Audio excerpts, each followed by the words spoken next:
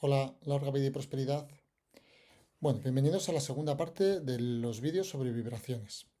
En este caso vamos a seguir profundizando en las ecuaciones del movimiento armónico simple. Vimos cuánto valía el desplazamiento, pues ahora vamos a ver cuánto vale la velocidad y la aceleración.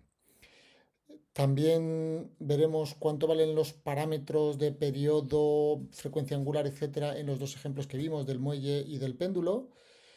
Y luego veremos qué ocurre con la energía, cuál es la energía cinética del movimiento armónico simple, cuánto vale su energía potencial y cuánto vale la energía mecánica. Así que prepara cuaderno, bolígrafo y vamos a lo adelante.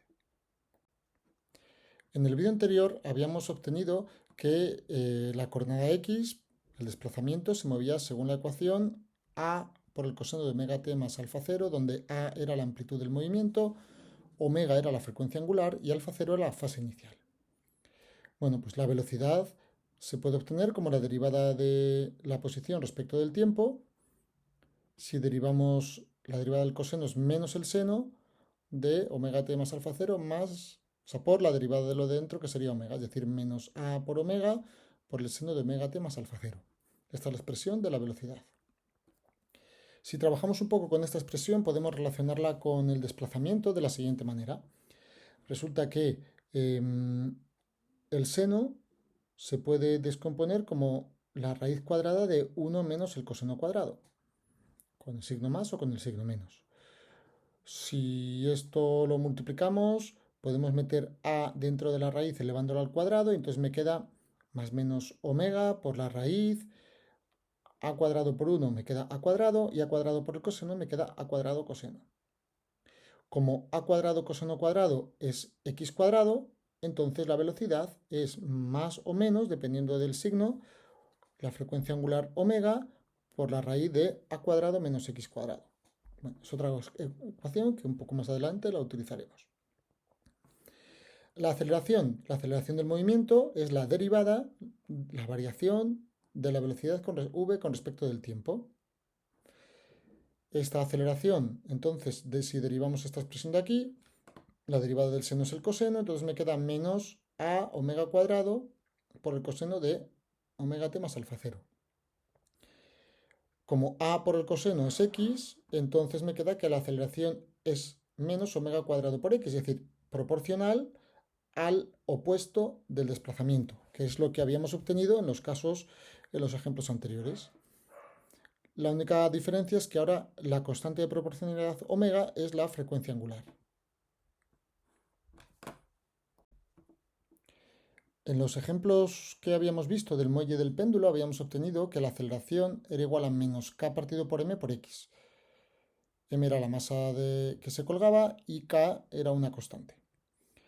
En las ecuaciones del movimiento armónico simple habíamos visto que cumplían que la aceleración era igual a menos omega cuadrado por x. Entonces, relacionando ambas constantes, nos queda que omega, la frecuencia angular, es igual a la raíz cuadrada de k partido por m.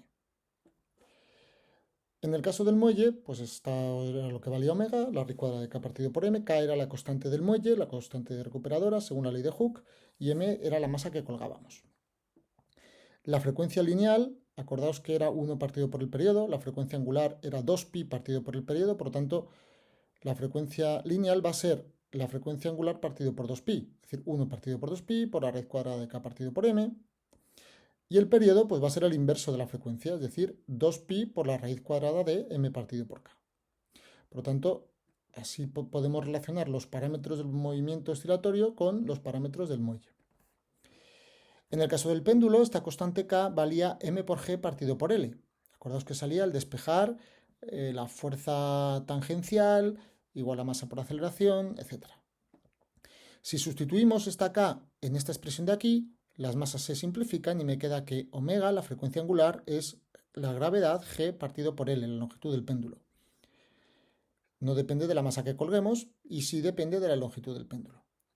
La frecuencia lineal es la frecuencia angular partido por 2pi, es decir, 1 partido por 2pi por g partido por L, y el periodo es el inverso, 2pi por la raíz cuadrada de L partido por g.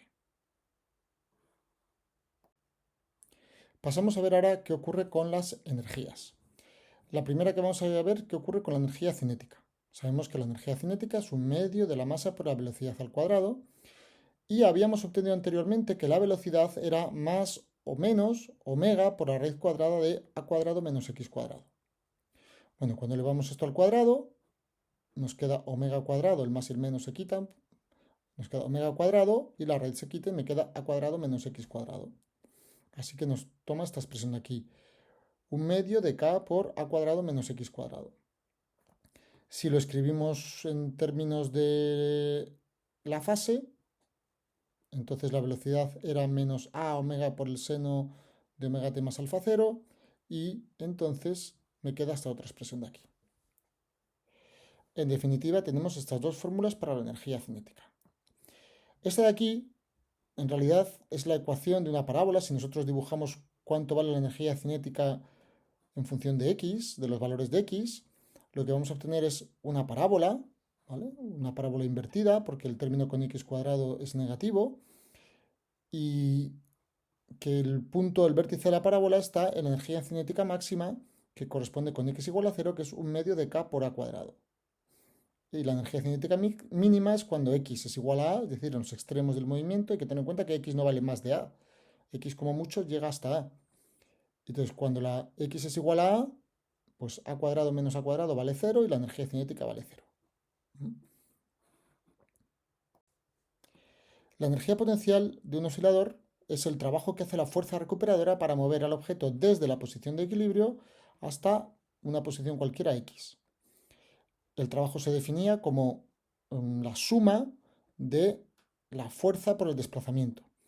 Claro, hay que tener en cuenta que la fuerza va cambiando, es diferente en cada valor de x. Para cada valor de x, como la fuerza depende de x, entonces tenemos que sumar trocitos pequeños, como hacemos siempre, troceamos todo el intervalo desde 0 hasta a, lo troceamos en un montón de trocitos infinitamente pequeños, en cada trocito la fuerza es constante y el valor es menos k por x. Esta es la fuerza, menos k por x, por el desplazamiento, por el coseno del ángulo que forman, que al ser opuestas es 180 grados. Entonces el coseno de 180 vale menos 1, con este menos se hace más, la integral de x cuadrado me queda x al cuadrado partido por 2. En definitiva, la energía potencial me queda un medio de k por x cuadrado. Esta expresión es la ecuación también de una parábola, en este caso puesta a derecha, que tiene el mínimo en el punto más bajo. Y los valores máximos, teniendo en cuenta que x como mucho llega hasta a, pues el máximo es un medio de k por a cuadrado.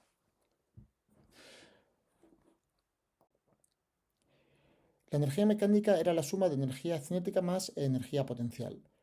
Y en el caso de las fuerzas elásticas, estas fuerzas son conservativas, como vimos que ocurría también en el campo eléctrico o el campo gravitatorio.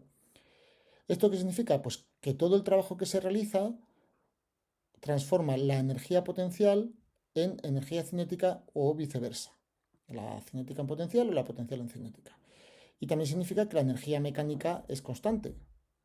El valor de esa energía, teniendo en cuenta las dos fórmulas que hemos obtenido, un medio de k por a cuadrado menos x cuadrado más un medio de k de x cuadrado, el menos x cuadrado más el x cuadrado de aquí se quitan y me queda que la energía mecánica total es un medio de k por a cuadrado. Y este valor es constante y no depende de x. En realidad lo que ocurre es que se suman estas dos parábolas y entonces la energía mecánica en cada punto es igual a el mismo valor, que es el valor máximo. Cuando la energía cinética es máxima, la energía potencial es mínima. Cuando la energía cinética es mínima, la energía potencial es máxima. Y en cada punto, la suma de las dos es igual a un medio de k por a cuadrado. En resumen, hemos estado viendo magnitudes del movimiento armónico simple como la velocidad y la aceleración, los parámetros correspondientes a las vibraciones del muelle y del péndulo y lo que valía la energía cinética y la energía potencial.